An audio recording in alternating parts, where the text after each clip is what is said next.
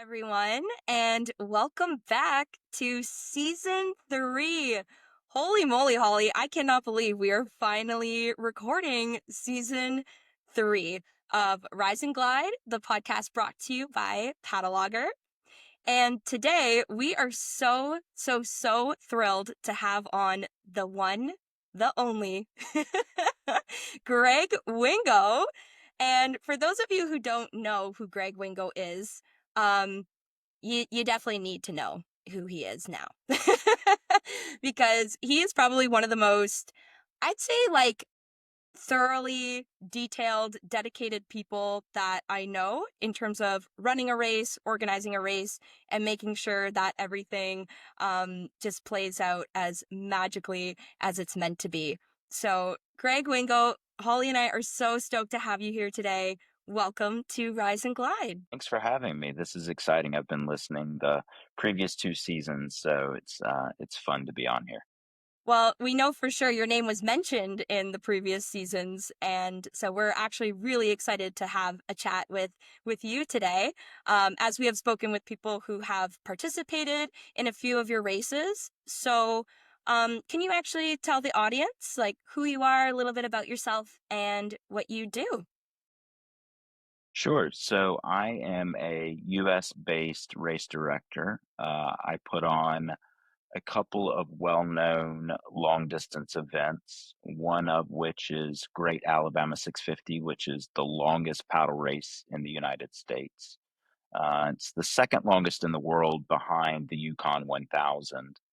Um, and that race is going into its seventh year, and it traverses the entire state of Alabama for 650 miles over 10 days. And then I'm also the race director of Last Paddler Standing, which is probably a little bit more familiar with your audience. It is a rather unique stand up paddleboard race that takes place in Florida, and it is going into its, what year are we going into now? I guess it's third year. Fourth year. Sorry, fourth year in 2025. So that race is it's a bit unique because it's the kind of the only race out there that doesn't have a defined ending to it. And so it can last really as long as the competitors can make it. So I've made a little bit of a name for myself in the paddling world in terms of trying to create events that are a little bit different, a little bit more challenging, so yeah, and there's probably some more coming up in the future, but that's kind of me in a nutshell. Sounds really cool. Thanks so much for sharing that. What year did you start the Alabama 650? So the first year of the race was 2019. The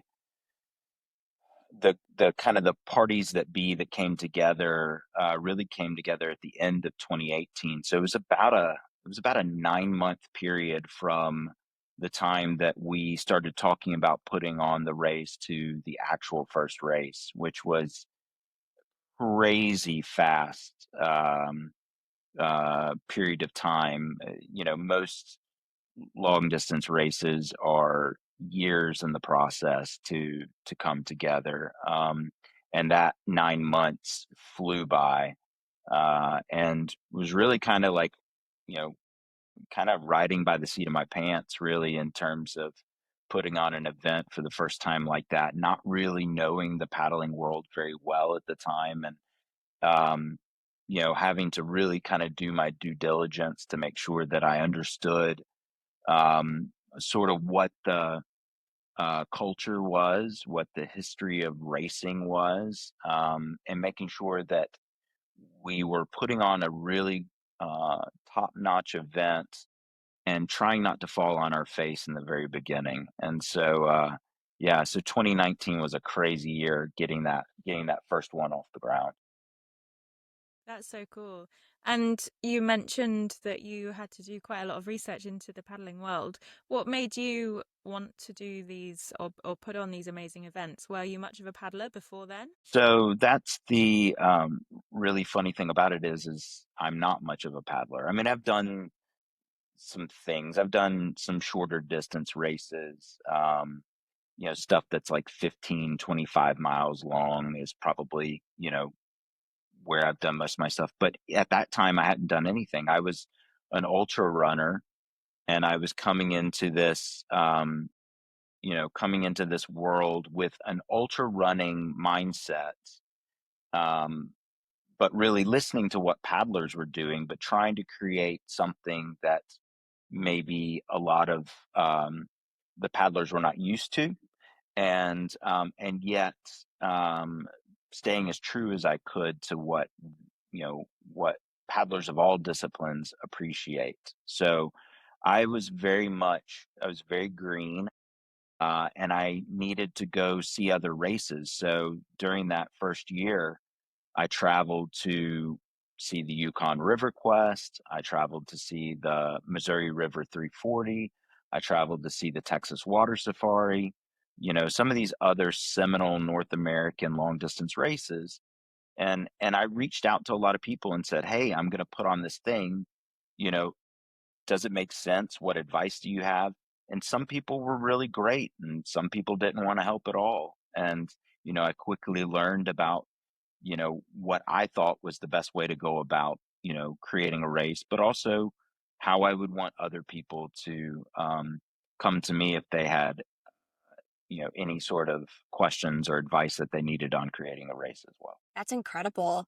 I'm so curious to know, like, how did you bridge that gap from coming from an ultra running background and having that experience to then, like, maybe walk us through what was your first experience on a paddleboard?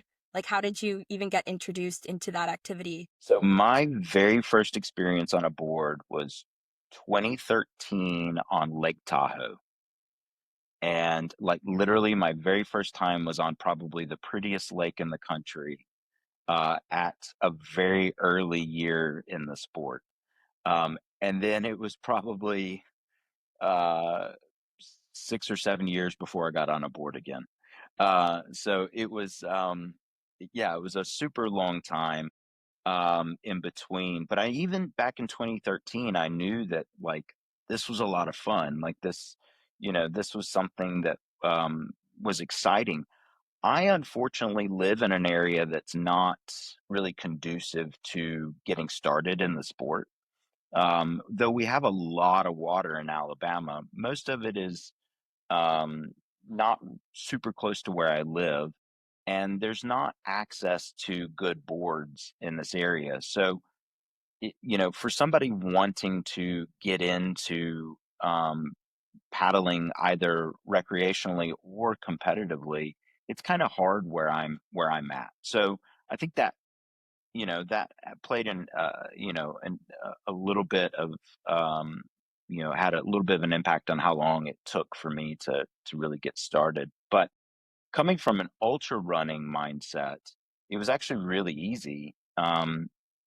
Ultra running and trail running, those communities have been a little bit more established longer than the ultra paddling community or the stand up paddleboard community. And so, I was able to glean a lot of really what I consider to be good ideas and good practices off of those sports and pretty easily transition them into paddling. I think the challenge in the beginning was um, not so much in stand-up paddleboarding, but in the canoeing world and the kayaking world, they have very set ways in which they do things, and they expect races to be done in very specific ways. And so initially, I was this new guy coming in that didn't have a lot of experience in the sport, and they didn't know who I was. And here I am coming in and trying to create races that are completely different and cut out things like categories that everybody seemed to love. I was just getting rid of them.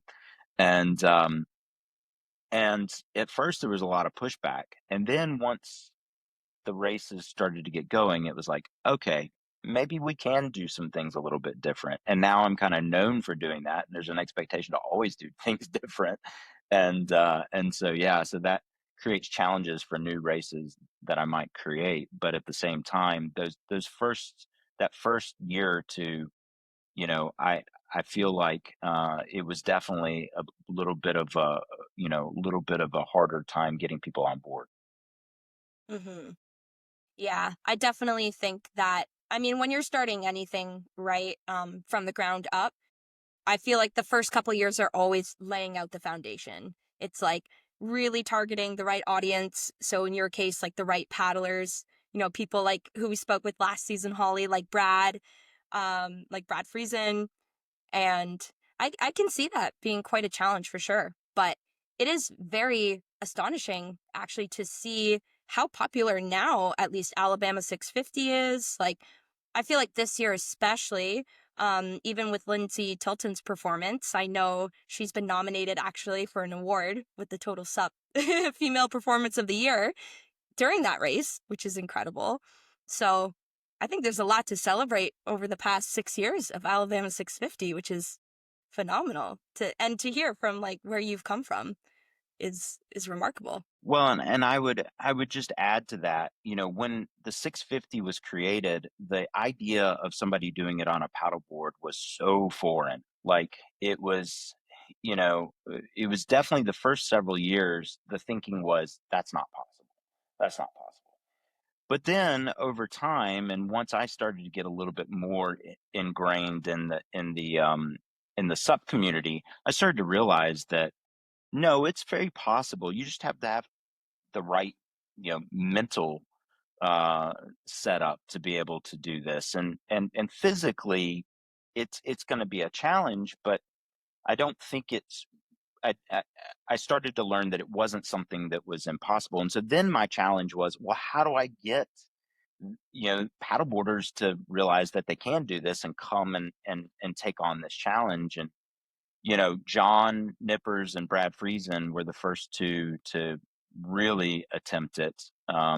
We had, Scott Based had done it the first year and gotten about a third of the way through it. And then we had a few people that had used a board at some point during the race, but not, as their primary device. And then, John and Brad were the first two, and they showed not only can they do it, but they can finish in 7-ish, 8-ish days, which is extremely impressive. And so then Lindsay jumping in this year and finishing it as well and becoming our first female, it's really kind of opened the door. We actually have a good number of uh, paddleboard racers that are signed up for the 2025 race.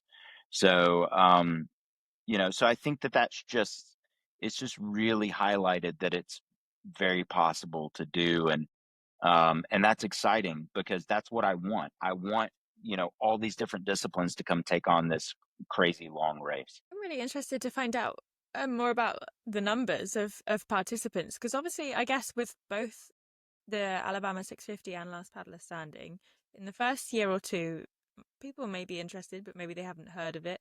And it takes a few years sometimes for the word to get around, or people think, "What is that crazy race? I'm gonna, next year I'll go and take a look into it." And how quickly have the races grown? Because I mean, I definitely have heard a lot more about Last Paddler Standing in the last year or two. I think especially this year with it following on the weekend after the ICF World Championships. It was really there was still a lot of excitement, around Nathan Benderson Park, and hopefully there was people hanging around watching in person as well, who maybe previous years have been in different parts of the world. And yeah, what are the numbers like as time goes on? So for Great Alabama 650, the race is capped at 20 vessels, I guess is the best way to say that. I accept a few more than that, knowing that throughout the year there will be attrition because people will get hurt or they will realize they bit off more than they could chew. Um, and with the goal always being that we get it to 20 boats at the start line during that race. Um, that's not hard to do. We sell it out every year. Um, it's just that it's a very specific type of person who can do that race. It's somebody that is not only mentally and physically capable of doing it, but they've got to have the ability to potentially take, 2 weeks of their life to, to plan around doing this event. And you have to have crew members there to support you throughout, because the race, you couldn't do the race without crew. It would be impossible to do it. But that race is definitely more known in the canoe and kayaking world. Um, just because that world has been doing long distance races much longer than the paddleboarding world has.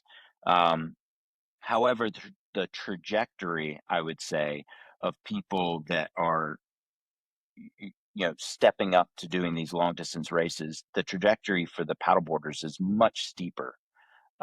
There's just more and more of them coming out and demanding that races that didn't have SUP as a category added as a category, or demanding that more events pop up that allow them to test themselves at a longer distance. It's just the curve is, or the climb is way steeper within that discipline.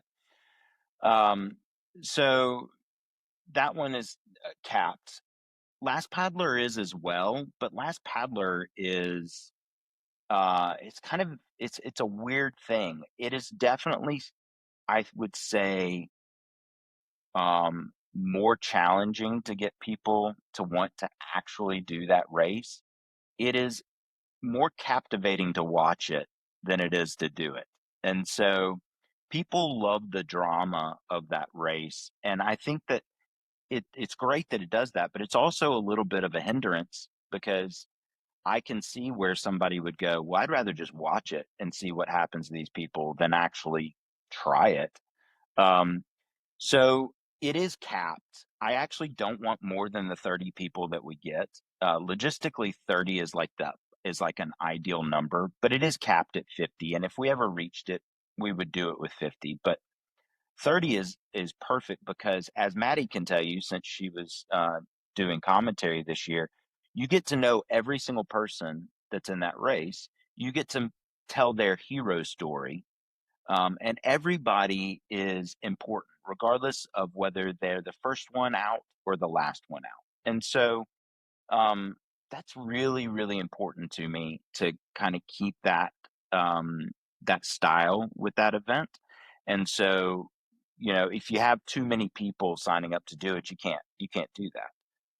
A lot of these races that are out there, they're great races. Don't get me wrong. A race with 200, 300, 400 people can and is probably a great race, but there's so many people doing it that nobody has a clue who they are or anything like that. And these races, the 650 and Last Paddler Standing, have definitely put certain paddlers on the map that never probably would have been recognized unless they were doing these events. And so that's a great thing about it. Yeah, definitely like a quality versus quantity factor. I think that you do see in the Alabama 650 as well as Last Paddler Standing. Um, it was so much fun this year to commentate that event, but truly, as you said, to get to know every single paddler individually, and knowing that everybody has such a unique story that they bring to the table and their reason for showing up. Like, I don't think anybody had the same reason why they approached that starting line. And it was quite remarkable, actually, to like see that and learn about this whole other population of paddlers that exist outside of just what we typically see. Especially like Holly and I, we're racers as well, but we compete with the ISA and with the ICF, so we're very familiar with a lot of those names in our sport. But I almost look at stand-up paddle racing to be very similar to like running racing as well. A lot of people know like the fast sprinters, or a lot of the famous, like, say, track and field athletes, but there's a whole world of ultra runners as well that are doing something that is so unthinkable, yet so possible at the same time. So I love that you talked about your participants. I think it's really cool. Yeah, I mean, I just to piggyback off that comment, there are amazing road runners doing marathons that we know their name because they've done Boston or they're doing London or Berlin or whatever, or they're in track and field and they're doing these short distance events and we know them. Similarly, in the running world, you'd be hard pressed for somebody not to know who Killian Jornet is or who Courtney Dauwalter is. These ultra runners that are, they're so well known, and they're in, the only in the ultra running and trail running world, but they have as big a place and as big of an importance on the shoe manufacturers and on the races themselves as the road people. I think we're going to see that more and more within paddling. I think that we're going to see it even more within the stand up side of it. I think that that is where this is going to truly grow, and where, some of these names are going to be just as synonymous with some of what we would consider to be the short distance fast people. That is, I think, not far off. I guess the way you can see that now is, um, I would argue that, John Batson, who just had an amazing last paddler standing experience, though he was pretty well known in the US, was not a name internationally. There were, very few people that knew who he was. And now, not only is his name going to be known, but he's known as an ultra distance racer. He might not identify like that, Yeah. but but We got to but ask that's how John. he's going to be known. Yeah. But that's how he's going to be known, and same for John Nippers. This is a guy who does lots of different distances, but he will forever be known as an ultra paddler. And I think that that's where we're growing within the sport. More and more, those names are going to become synonymous with the Boothies. They're going to become synonymous with the Espas and everybody else that we already know their names within the traditional side of the sport. Yeah, no, I agree with you. I've never done any ultra long distance paddles. I guess the furthest I've paddled is, well, I prepared for kind of an ultra, but not quite that far. A few years ago, which was going to be 30 miles or 35 miles. But then the weather was bad and the event got called off, and I never did anything of that length ever again. um, but There's still I time. there is always time, absolutely.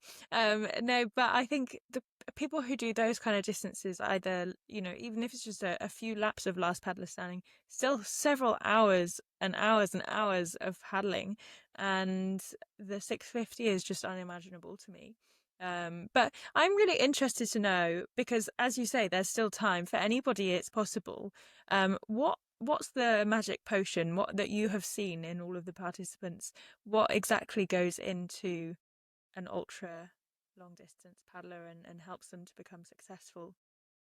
It's 99.9% mental. Um, and the reason that I can say that, and I'm not going to say that form doesn't matter or that your board selection doesn't matter. Those things really do matter, but 99.9% of it is deciding you're going to go do this thing, committing to doing it, turning your brain off when your brain wants you to stop doing it, and just going out there and you know biting a chunk off of the elephant one bite at a time. And that is that is the case across sports. I don't do the 650 myself. I don't do last paddler. I haven't done 100-mile paddle race, but I've run 100-mile running race. And those things exist across the board. Everything, the further you go in a sport in terms of distance, the the amount of physical percentage drops or levels off, and the rise in the mental side of it just continues to go up. And so, you know, it's it's so important for anybody that looks at something like Last Paddler or looks at something like the 650 and says, well, that I can't do that. I argue that, quite frankly, your odds of being able to do that are better than going out and beating Boothie in a 200-meter sprint. So, why would you look at signing up for that, that race at ICF or whatever, going, well, I'm going to go do that and do great in that, but I can't come over here and do 4 laps of last paddler standing. I don't believe that at all. And I think there's lots of examples of people doing these races that they just have exceptional minds. They have the exceptional ability to endure and to, keep going. And like a prime example is Bobby Johnson. This guy has won Great Alabama 650 in a surf ski multiple times. He's never been on a paddle board. He buys a board, signs up for Last Paddler Standing, and that first year he finishes fifth or sixth with, I don't remember how many hours. I want to say like 40, 38, 40 hours, something like that. And he bought a board 3 weeks before. He didn't have great form. He didn't know what he was doing. He just had the will to stay out there again and again. And there's so many of us that have that, capability, and we don't have to have been in the sport for a long time. We just have to sign up and go out and do it. And so I think, not to downplay what he did, there's a Herculean effort, but a lot of people could have come out there with no experience and done 7, 8, 9 loops and have really had a big accomplishment. So I think that that's something that I really encourage people to not get too stuck in what the distance is or the time frame, and just bite off the elephant one bite at a time. That's really solid advice, I think. And you know what? Also piggyback on top of your comment, I think a lot of people don't necessarily think about challenging themselves mentally, right? Like, I think somebody might look at this race from the outside and think, oh, Alabama 650, like, that's just such a long distance. Or Last Paddler, like, yeah, oh, it, for the past 2 years, it's gone to 50 hours. I can't paddle 50 hours. But I think to like encourage people to participate in these races, you really just have to kind of break it down, I think, into these chunks. And like Last Paddler Standing, I know talking to a lot of the paddlers, it's literally like 1 hour at a time. I just got to make the next lap. I got to make the next lap. And I think people would be so much more shocked in terms of what they're capable of doing if they were to like break it down in those smaller steps as well. And just kind of be willing to be open to try something new and test themselves, because I couldn't agree with you more on that actually. Yeah, and I think that the best way that for this audience that maybe just came off of watching ICF, or may have participated in ICF worlds, the best way that I can equate it is so many athletes were really excited to place third in their heat or to advance to the quarterfinals or semifinals. They knew they weren't going to win it, but their personal goal was to do X and to place Y. Well, there's no difference between that and your personal goal to see how many loops you can do at Last Paddler Standing. You shouldn't go into it going, well, I can't do 50 loops, so I'm not going to do it. That makes no sense. We only have one person who's ever done 50 loops. So, you can't look at it like that. You have to look at it as what's going to make you and your personal goal happy and successful in your eyes. And for some reason, racers can wrap their head around that a little easier in our shorter distance events than they are in these longer distance ones. And I'm here to continue to encourage people to just come out and try. And that's why events like Last Paddler Standing are great, because it isn't, finish or fail. It's do what you can and see what you can do and be proud of what you achieve. And I think that's important that we have more events that are like that. It shouldn't be so black and white as either I finished it or I failed it. And I would argue even somebody who doesn't finish the 650 but does 400 miles of the 650 shouldn't look at that as a failure. They should look at that as I just did 400 miles paddling for day after day after day. That's a big accomplishment. Whether I finished the race or not, I accomplished something in that. And that's a mindset that we need to continue to get better at in lots of sports. It doesn't need to be so cut and dry that you either finish it or you fail. Hmm. Very much applicable to life as well, right? We can look at things that we've done in our lives and be like, hey, maybe that wasn't a fail, but we learned something from it, right? For sure. Definitely. I think it's really interesting that you said about the further the race is, or the further you paddle, the less it is about your physical preparation and or fitness, and more about kind of what's going on in your mind. Because firstly, it seems kind of counterintuitive, doesn't it? The further you go, you'd think you have to do more physical training. But also, I wanted to jump on that and say there's some research out there that shows. I think it's more into ultra running because that's more widely done than ultra paddling.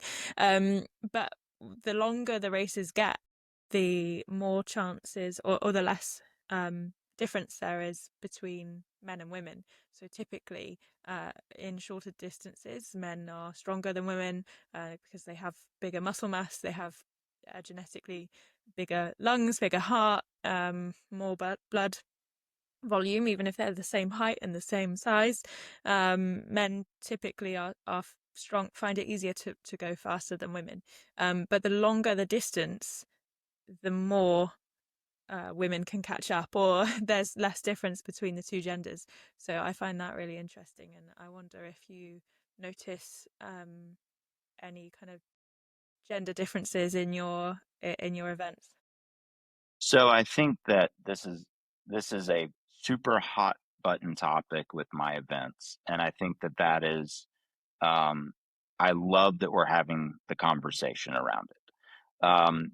I pride myself on having an event in Last Paddler Standing that is by far the most gender equaling event in the world. There's no doubt about it that um and I believe that the day will come when our last paddler will be a female.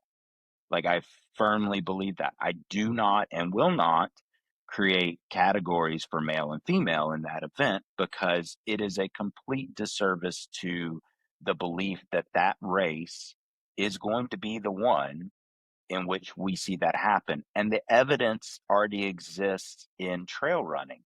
This is just a copy of Backyard Ultras. I've just put it on water and tweaked it to make it work more for paddling.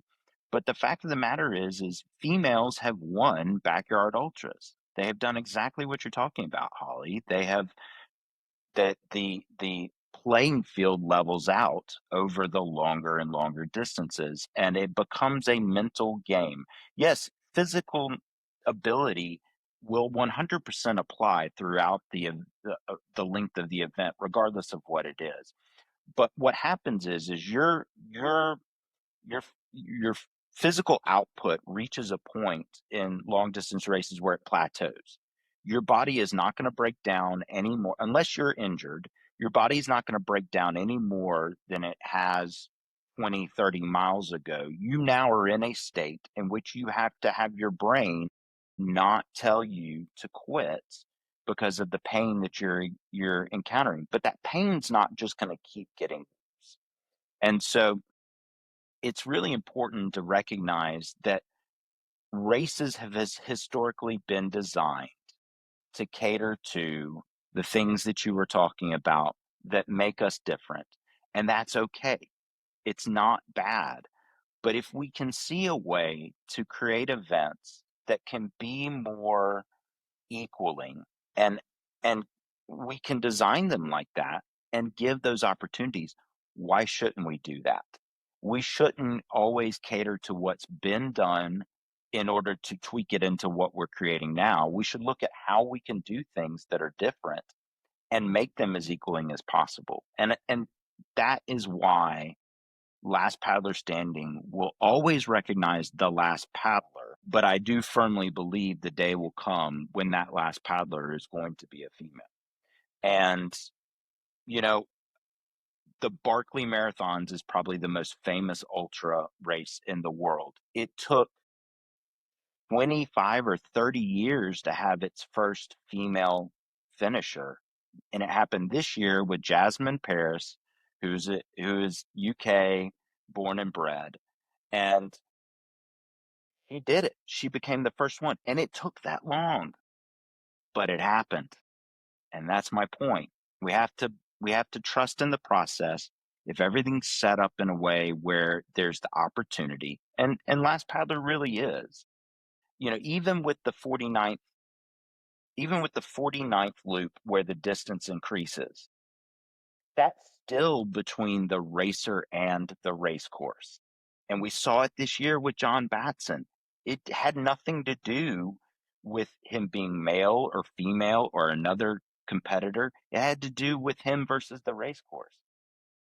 A female can do that loop. Fully believe it just as much as a male can. So I believe the day will come when a female will outlast a male, and I will die on that hill of being the person that wants to provide the event where that occurs. I'm so Yeah. happy you said that, Greg, because, and Holly, thank you so much for asking that question, because if you were going to ask it, I was going to ask it.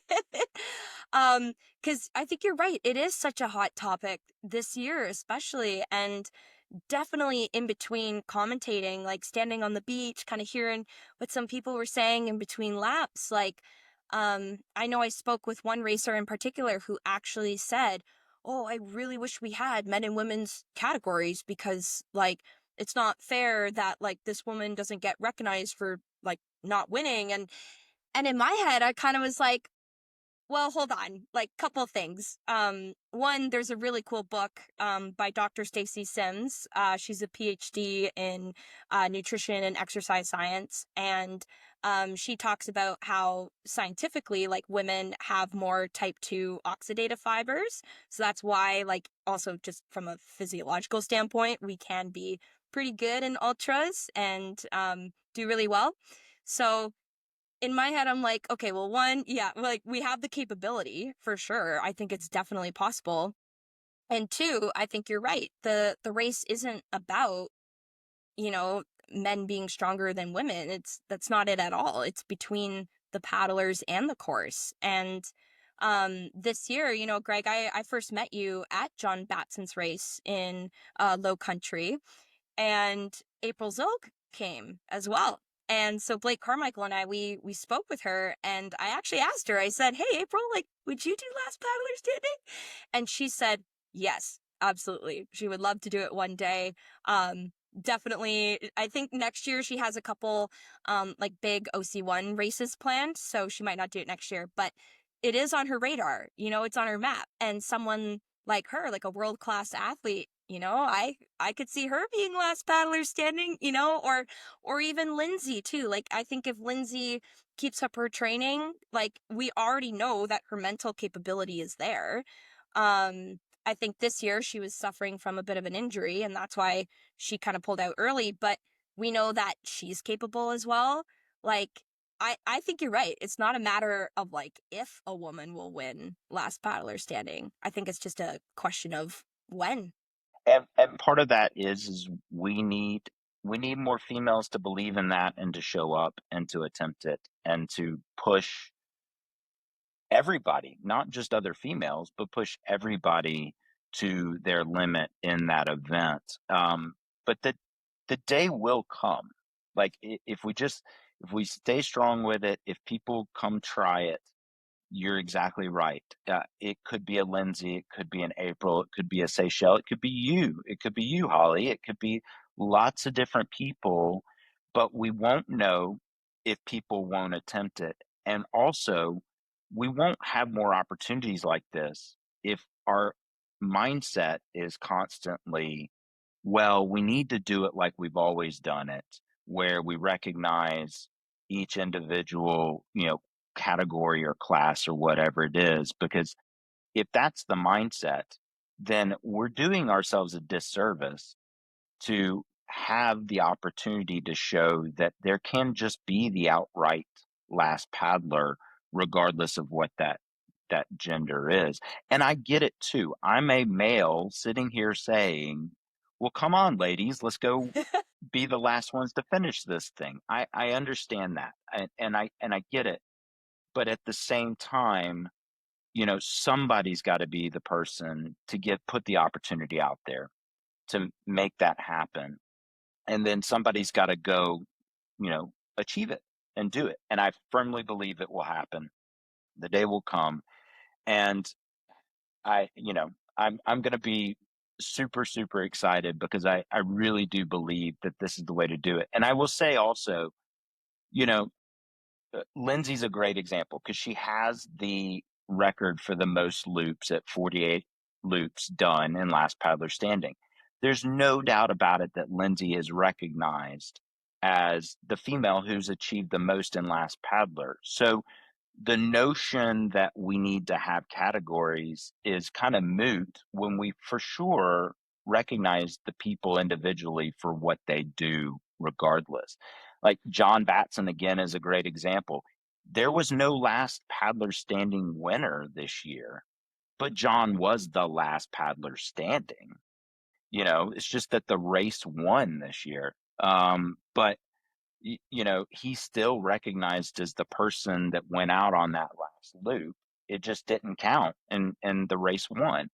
And Lindsay's recognized as the last female that was in the race, but it doesn't really matter in a race like that because it's all about that last person that wins the race. And if you don't have it, you don't have it. No, I totally agree. You mentioned about people doing themselves a disservice or a little bit, and I think everybody's recognized. You mentioned earlier about how people compare or may compare goals towards shorter distance races like the ICF. They want to make it to the quarterfinals, or they want to get through their first heat. And everybody in the last paddler standing is recognized for their achievements too. They may have done 8 laps. They may have done, I mean, 8 laps is still a lot. They may have done 20 laps. They may have done 40 laps. It doesn't, I think everybody who enters and everybody who completes anything is really strong. And I wonder if having those categories in the long run may do even more of a disservice, because if you have a male category and a female category, and at some point a female is the winner of the race, because you've still got a male category, there's a male winner and a female winner, automatically people just assume that the male was maybe faster, and that's why you have a female category. I was reading a book a while ago, and it's from quite a few years ago. There was a cyclist, this is in the UK, years and years ago. There was a cyclist called Beryl Burton, a female cyclist and road cyclist, and she was much stronger than all the men at the time. So she would easily win. She'd beat all of the men in like a 100-mile road race, but they only gave the men prizes because the women weren't seen as worthy, even though she was the overall winner. And then on the newspapers they'd have the winner as the male figure, and she didn't get any recognition. Whereas, in that situation, if there was an overall podium or an overall winner rather than a male and a female, you just see the winner as the person that paddled the furthest, or the person that did the best, and the person that was the strongest on that particular day, rather than the fastest male and the fastest female. Because I think it, without even realizing it, we all have these unconscious biases, and without realizing it, you maybe just assume that the male was actually did better than the female, even though maybe that's not the case. Yeah, and look, we're always going to have those categories in some events, and that's perfectly fine. It makes sense. I mean, I in the 650, I have male solo and I have female solo, and the overall winner is going to be the overall winner. And I would argue that someone like Sally O'Donnell, who has won the female category every year she's been in the race, the year will come where Sally will very potentially be the overall winner of that race because she is such a dominant force within ultra paddling. But you know, it doesn't mean that we can't look at how we create events and how, if there's the opportunity to put everybody on the most equal ground and playing field possible, why would we not try to do that? While also at the same time recognizing that, you know, we, I want to be sensitive to everybody's um, the way they're coming into it because they've always been told that this is how it is and this is how it has to be. And I understand that. But, you know, I have made a name for myself in kind of uh, shaking things up a little bit. And I plan to continue to do that. And one of the ways to do that is to just stick to my guns that a female will win last paddler standing one day. Honestly, Greg, I'll never forget when I first met you at Hilton Head this year. And Blake and we were warming up. It was, I think it was the second day of competition. It was the distance race day. And you were in the parking lot and you were speaking to Travis, the founder of Piper's Angels. And Blake looks at me and he goes, Maddi, see those two guys right there talking? And I'm like, yeah. He's like, those guys have caused me the most amount of suffering in my whole entire life. And to further emphasize that, every single other paddler I have spoken to has kind of defined you that way, has said that you like to to plan pleasurable suffering were the two adjectives I was told. Is that how you would describe yourself? How would you describe yourself as a race director? Um, so I do really like the long distance stuff, and I do think that that is inherently going to be more suffering uh, than shorter distance racing. And you know, I think that though I will probably start to add some shorter distance events, um, it will be more in the vein of doing something that's not being done out there at all. So I would say that if I was defining myself as a race director, it's always trying to come up with the most unique style of race that we possibly can, fully knowing that the danger in doing that is sometimes I'll fall on my face. It'll be an event that just won't work out and, might have to change things because the easy route is to just go create another 5K. You know, the easy route is to just go do what everybody else has been doing for years and years and years because, there's no really learning that you do in that process. You just go repeat something. But I want to be known, and I think that I'm known for creating these unique style of events. And so far, they've also been events that have had a lot of suffering to them. So yeah, so I think and I think that's really important. I want to see more race directors do that, and we have some. There are race directors out there that are popping up that are starting to do some different events. Cassie and Mark Salter in, the Midlands are putting on this Race to the Castle event. It's a 25-mile downriver event. That's not unique, but what is it's only inflatable. So it's the longest distance inflatable board race out there at 25 miles. And that's great. Everybody looks down on the inflatables and I'm like, that's the perfect thing because we can create more events around that style of board because it's so easy to get to wherever you're going. And because you get a little closer to a universal style of racing with the inflatables than you do with the composite boards as well. So, I love seeing that there's people doing things just a little bit differently like they are. And that race is already a huge success with a couple of hundred people signed up for it next April. So, um, so the more we can see people like that doing that, I think the better. And that I'm happy to be viewed as sort of like the weird outsider, unique idea guy. That's really funny. I think it's great. I really like the idea of those unique races. I don't think I would have the imagination. I was just trying to think then when you were talking what I would do if I was to put on a really unique race, like inflatables only or um like glass paddler standing, and I have no idea. Do you have any ideas, Maddie, for what you might do as your unique race event? Well, I don't know if I would necessarily say it's unique, but we used to have a race here. It no longer exists, and it was inspired by Molokai to Oahu, and it was called the Lake Ontario Paddleboard Crossing Race. So we started in the Niagara region, which is actually where I live, in St. Catharines, and then we would paddle 32 miles across the lake to Toronto. And that was fun because it was like freshwater crossing. But it always happened in the summertime, and unfortunately in the summer we don't get a lot of wind, so we don't get a lot of waves because that's how our waves are produced around here. It's all wind swell. Um, and then I think it was the year of COVID that kind of kiboshed that race. So if I was a race director, I'd bring that back. But no, I don't think, Greg, I don't think I'm as crazy as you. I don't think I'm as creative in terms of like what kind of pleasurable suffering can I create for my race experiencers, my participants.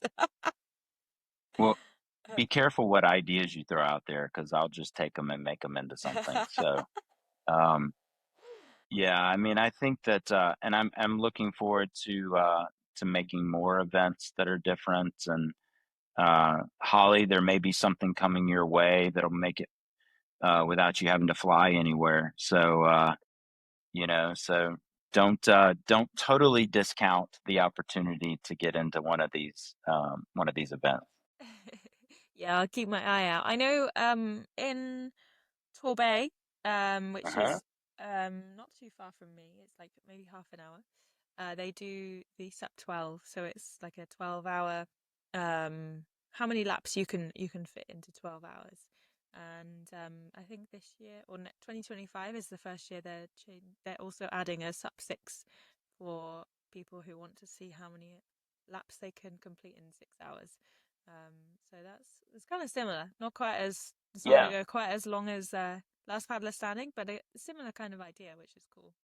So Brendan Prince, who created that race, he got a lot of his inspiration off of the first year that he did Last Paddler Standing, and was wanting to do something in his backyard in Torbay. And Uh, so that event is fantastic. I fully support him doing that and getting, more people into the mindset. Quite frankly, that's a great way to sort of have a 1 day event where you can push yourself and see what you can do, and then maybe think about taking a step to something like Last Paddler Standing. But yeah, that's it's really awesome to see. And I think, just to tell you, I think the UK is going to be the place where we see more of this style of different event explode even more. Um, your ability to get on lots of different water, but be a small country where it's not terribly difficult to get from one place to another, unlike in the US, where Florida is not convenient to the people in California. Um, I think that we will see more of those things more easily grow in the UK, and I hope to be a part of some of that. So, yeah, so I'm a big fan of Brendan and what he's doing with stuff. Yeah, it's really interesting. I think 12 hours is achievable for a lot of people, and they can obviously, because it's however many laps you want to do, they can stop for they could paddle the first hour, stop for 10 hours, and then paddle the last hour if they really want. So no, it definitely opens people's eyes to endurance events, and hopefully gives them a bit of a boost as well to then come and do something like Last Paddler Standing. So if you're ever in the UK for any events like that, let me know and we can go for a much shorter paddle. That would be fun. Ah, well, I bet you'll see me there in 2020. Okay, perfect. I look forward to I'm it. so happy you said that too, Greg, because I've heard rumors and now now I feel a little more confident in where I might potentially be going as well in 2025. But I've already yeah, I've already been over there I think 3 times in 2024. So uh yeah, 3 or 4 times now. So I think 2025 there's going to be some more Rome projects, which is my company, some more involvement in the UK paddling scene. Uh, so yes, Holly, we can do a short paddle and then I can recruit you into doing a long paddle as well. he will do it too, Holly. You I'll better watch start out. my. He will do it. Well, I was surprised, to be honest, I was surprised that you weren't doing Last Paddler Standing. When you said you were going to commentate, I was thinking, so this is like the see what it suss it all out and see what it's all about, and then maybe next year. How do you feel about that? Gonna say Holly might have exposed my secret plan this year to Yes. potentially scope out the event. You know, Research. I do jump into things sometimes without thinking, but this is definitely an event where, I would say the whole atmosphere of it, again, it's so incredible and it's so unique. And I feel like it truly becomes your life for like the whole 50 hours that you're a part of it. Like, even just as a commentator, like walking through the athletes village and just kind of walking around the course, sometimes seeing like, okay, where are the paddlers now? Or paying attention to the forecast, seeing, okay, the wind's not dying down. And also being sleep deprived as well. Like I did not sleep for 3 days. So like you feel every inch of what the paddlers are feeling, and it's such an incredible and it's such a unique experience. And I think, like, I really hope that the audience does enjoy watching the commentary as much as we had the pleasure of hosting it. Um, but it really is truly a magical event in such a weird way. Like, I don't even know how to describe how empowering yet crazy it all is at the same time. Like, it's truly remarkable. Like Greg, like that's what I mean, is like how you have put something like this together. And it's such a simple format too, like it makes me want to come out just to even see the Alabama 650 and be like, what's that all about, too. But yeah, it's a remarkable event, and I can't wait to see where it goes in 2025. I joke that Last Paddler Standing is like my vacation from the 650 because the 650 is so difficult to put on. And Last Paddler, we're just sitting in the same spot for a few days, and it's still really long and hard to put on, but it's not anything like putting on the 650. And so yeah, but Maddie, I think your future is on the water in that event as well. So you're always welcome to be a commentator, but I would like to see you race at one of these years as Well, who Maybe you knows? could do both, Maddie. You could race with a mic. well. Done. Rise and glide on the water. Coming to you live at Last Paddler Standing. Yeah. Oh my god, that would be so funny. I'm sure we could figure that out, Holly. I'm sure we could hook up a mic or Yeah. um At least for the shorter laps, I feel like you wouldn't be too out of breath, so it would be fine. yeah. We can make that happen. Okay, it's a plan. It's a plan. No excuse, 2025. um Greg, you briefly touched on it, and I figured this would probably be a great platform to share actually a little bit about the hat you're wearing and the Rome projects that you do create for our listeners who actually don't know what the Rome project is. So Run Projects is my company. It includes the race directing of these 2 races and some future races, as well as I do running and paddleboarding tours in Europe. I have a running tour in the Albanian Alps, and then I have a running and paddling tour in central Sweden. That's actually my guide for that is Laird Wharton, who was in Last Paddler Standing this year. and did very, very well.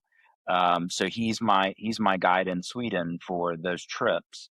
Um, and then additionally, I have a wing of the company that is called the Endurance Speakers Bureau, or the Speakers Bureau of Endurance Racing is the technical name. And that is the commentary and live broadcasting arm of the company. So, with the desire to put a give a visual showing of more races out there, whether they're mine or other races, um, and bringing a commentary team and a broadcasting platform to some of these other events so that we can see what they look like, if they make sense to show. And so, Maddi's part of that commentary stable that we have for these events. And so 2025, we're looking to be at some additional races